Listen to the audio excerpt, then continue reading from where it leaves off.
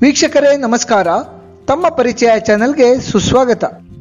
ಪ್ರಿಯ ವೀಕ್ಷಕ ಬಂಧುಗಳೇ, ವಾಯುದೇವರು, ಪ್ರಾಣದೇವರು, ಬಜರಂಗಬಲಿ ಎಂಬೆಲ್ಲ ಹೆಸರುಗಳಿಂದ ಕರೆಯಲ್ಪಡುವ ಶ್ರೀ ಆಂಜನೇಯ ಸ್ವಾಮಿಯ ಹಲವು ಪುರಾತನ ಹಾಗೂ ವಿಶೇಷವಾದ ದೇವಾಲಯಗಳು ನಮ್ಮ ಕರ್ನಾಟಕ ರಾಜ್ಯದಲ್ಲಿವೆ.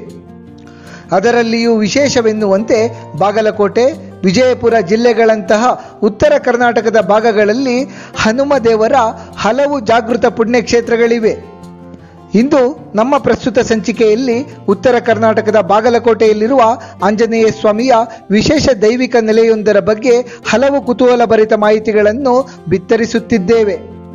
ಈ ಕ್ಷೇತ್ರವು ತಿರುಪತಿ ತಿಮ್ಮಪ್ಪನೇ ಆಂಜನೇಯ ಸ್ವಾಮಿಯ ರೂಪದಲ್ಲಿ ಆರಾಧಿಸಲ್ಪಡುತ್ತಿರುವ ಪರಮ ಪುಣ್ಯ ಕ್ಷೇತ್ರ. ಸಾಕ್ಷಾತ್ ತಿರುಪತಿ ತಿಮ್ಮಪ್ಪನೇ ಮಾರುತಿಯ ರೂಪದಲ್ಲಿ ನೆಲೆ ನಿಂತಿರುವ ಕ್ಷೇತ್ರ ಇದಾದ್ದರಿಂದ ತಿರುಪತಿ ವೆಂಕಟೇಶ್ವರ ಸ್ವಾಮಿಗೆ ನಡೆದುಕೊಳ್ಳುವ ಸಾಕಷ್ಟು ಜನ ಭಕ್ತಾದಿಗಳು ಈ ಆಂಜನೇಯ ಸ್ವಾಮಿಗೂ ಶ್ರದ್ಧಾಭಕ್ತಿಯಿಂದ ನಡೆದುಕೊಳ್ಳುತ್ತಾರೆ. ಹಾಗಾಗಿ ಈ ಆಂಜನೇಯ ಸ್ವಾಮಿ ಉತ್ತರ ಕರ್ನಾಟಕದ ತಿರುಪತಿ ತಿಮ್ಮಪ್ಪ ಎಂದೇ ಪ್ರಸಿದ್ಧಿಯನ್ನು ಪಡೆದಿದ್ದಾರೆ. ನಾವು ನಮ್ಮ ಈ ಪ್ರಸ್ತುತ ಸಂಚಿಕೆಯಲ್ಲಿ ಪರಿಚಯಿಸಲು ಹೊರಟಿರುವ ವಿಶೇಷ ಕ್ಷೇತ್ರವೇ ಬಾಗಲಕೋಟೆಯ ತುಳಸಿಗೇರಿ ಎಂಬಲ್ಲಿರುವ ಆಂಜನೇಯ ಸ್ವಾಮಿಯ ಆಲಯ. ತುಳಸಿಗೇರಿ ಎಂಬುದು ಬಾಗಲಕೋಟೆಯಿಂದ 15 ಕಿಲೋಮೀಟರ್ ದೂರದಲ್ಲಿರುವ ಪುಟ್ಟ ಗ್ರಾಮ. ಹಿಂದೆ ತುಳಸಿಗೇರಿಯಲ್ಲಿ ತುಳಸಿ ಗಿಡಗಳು ಅಪಾರ ಪ್ರಮಾಣದಲ್ಲಿ ಬೆಳೆಯುತ್ತಿದ್ದವಂತೆ. ಹಾಗಾಗಿಯೇ ಈ ಗ್ರಾಮಕ್ಕೆ ತುಳಸಿಗೇರಿ ಎಂಬ ಹೆಸರು ಬಂದಿದೆ.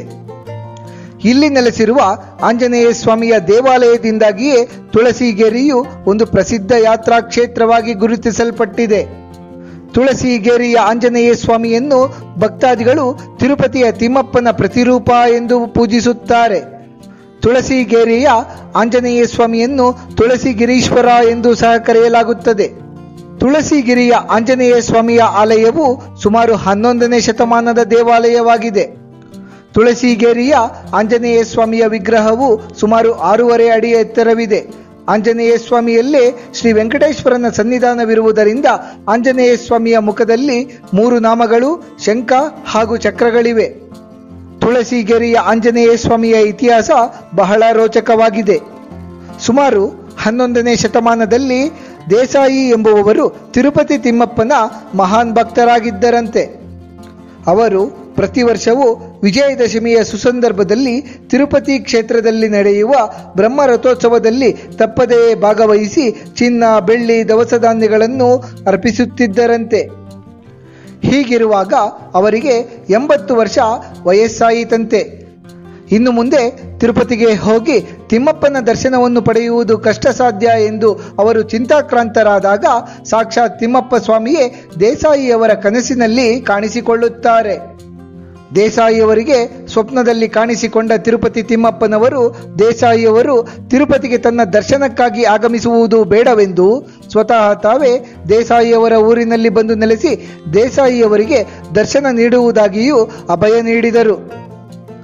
ಆಗ ದೇಸಾಯಿಯವರು ತಮಗೆ ಕನಸಿನಲ್ಲಿ ತಿಮ್ಮಪ್ಪ ದೇವರು ದರ್ಶನವನ್ನು ನೀಡಿದ್ದ ಬಗ್ಗೆ ಊರ ಜನರಿಗೆಲ್ಲ ತಿಳಿಸುತ್ತಾರೆ.